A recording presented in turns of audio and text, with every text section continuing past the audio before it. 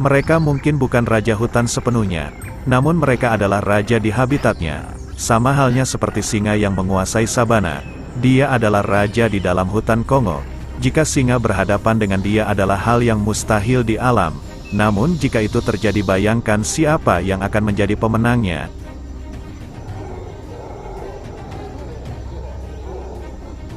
Di dalam hutan Kongo mereka adalah binatang yang tenang, tidak berisik dan berulah. Gorila silverback adalah primata terbesar dari sekian banyak primata di dunia ini. Mereka cukup tenang. Namun jangan pernah mengusiknya jika sobat masih ingin hidup lebih lama. Karena hewan yang satu ini cukup besar dan kuat. Tercatat ia mampu menggigit dengan kekuatan 1.300 pounds per square psi, atau kekuatan tekanan rahang dengan beban sekitar 91 kg. Untuk gorila jantan, mereka memiliki berat hingga 500 pounds atau 220 kg. Sangat jauh berbeda dengan rata-rata pria yang memiliki berat 180 pounds atau 81 kg.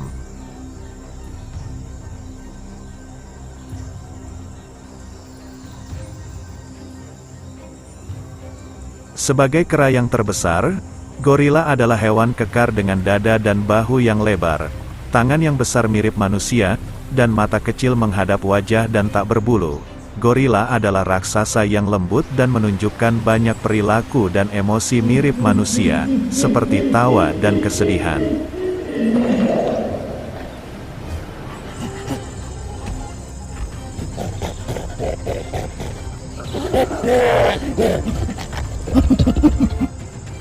Ikatan antara punggung perak dan betina membentuk dasar kehidupan sosial gorila.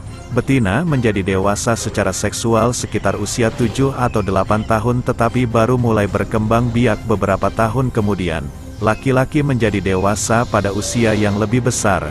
Begitu betina mulai berkembang biak, kemungkinan besar dia hanya akan melahirkan satu bayi setiap 4 hingga 6 tahun dan hanya 3 atau 4 bayi sepanjang hidupnya.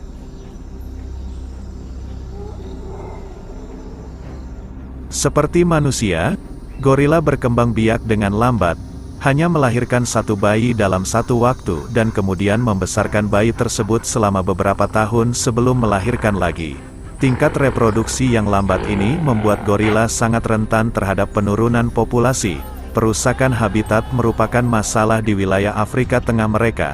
Gorila juga dibunuh untuk perdagangan daging hewan liar, atau secara tidak sengaja dibunuh atau menjadi cacat, oleh jerat besi yang dipasang di hutan untuk mencari spesies daging hewan liar lainnya, seperti babi sungai merah. Perdagangan tersebut telah membantu menyebarkan virus Ebola yang mematikan baik bagi gorila maupun manusia.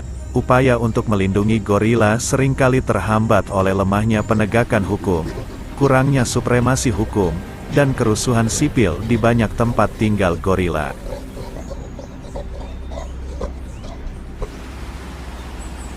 Gorila ini hidup dalam kelompok keluarga, yang biasanya terdiri dari 5 hingga 10 ekor, namun terkadang hingga lebih dari 50 ekor, dipimpin oleh seekor jantan dewasa yang dominan, silverback si punggung perak, yang memegang posisinya selama bertahun-tahun. Karena gigi taringnya yang tajam dan kekuatannya yang besar, gorila jantan menjadi lawan yang sangat berbahaya ketika sedang dalam mood bertarung. Gorila terkenal karena perilakunya yang berpuncak pada pemukulan dada dan teriakan keras. Detak dada terdengar sangat mengesankan pada jantan punggung perak. Ketika dua kelompok bertemu, gorila yang memimpin kadang-kadang dapat terlibat perkelahian sampai mati, terutama menggunakan gigi taringnya yang tajam untuk menyebabkan luka yang dalam dan menganga.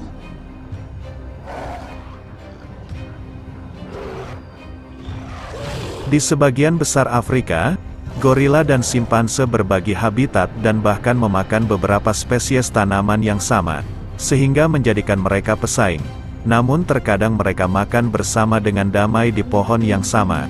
Meski demikian, pertemuan mereka terkadang mengakibatkan korban jiwa. Ada 2 kasus yang diketahui terjadi di Gabon, di mana simpanse yang jumlahnya lebih banyak mengusir gorila dan membunuh seekor bayi gorila.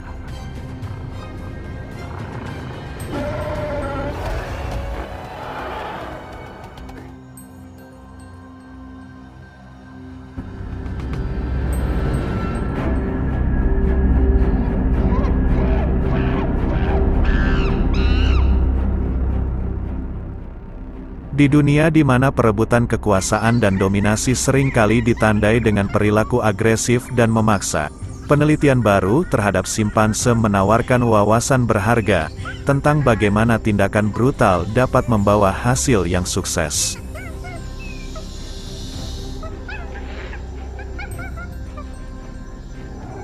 Simpanse jantan yang menunjukkan kepribadian yang suka menindas, serakah, dan mudah tersinggung lebih mungkin mencapai status sosial yang lebih tinggi, dan menjadi ayah lebih banyak keturunan dibandingkan simpanse yang lebih hormat dan teliti. Simpanse menemukan bahwa agresi mematikan dapat bermanfaat secara evolusioner pada spesies tersebut, memberi penghargaan kepada pemenang berupa makanan, pasangan, dan kesempatan untuk mewariskan gen mereka.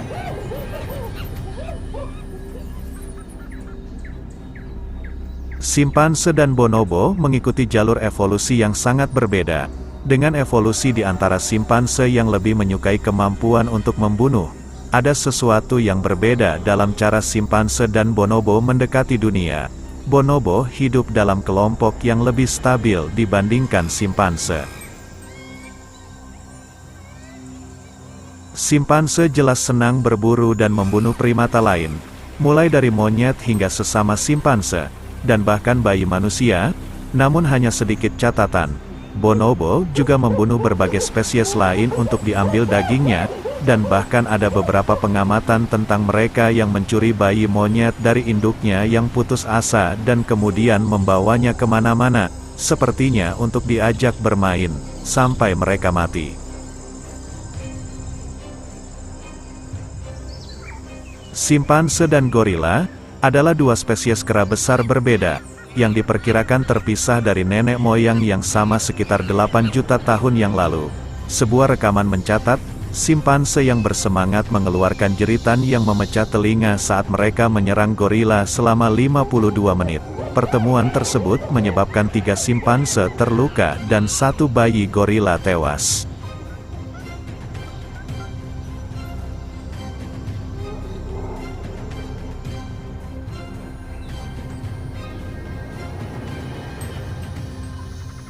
Pertarungan kedua spesies berlangsung lebih dari 1 jam, melibatkan 7 gorila dan 27 simpanse, semuanya tidak terluka, namun bayi gorila lainnya terbunuh. Namun kali ini, simpanse memakan korbannya, hampir hanya menyisakan kerangka telanjang.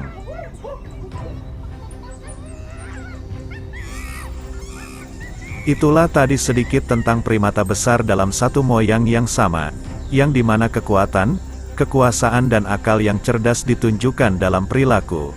Mungkin gorila lebih besar, namun simpanse memiliki lebih banyak pasukan dan kecerdasan, hingga pantas jika mereka mendapat gelar penguasa hutan.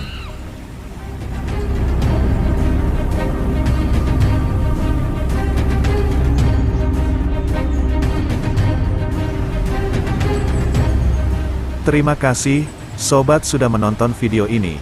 Semoga bermanfaat buat sobat semua. Salam mengenal alam.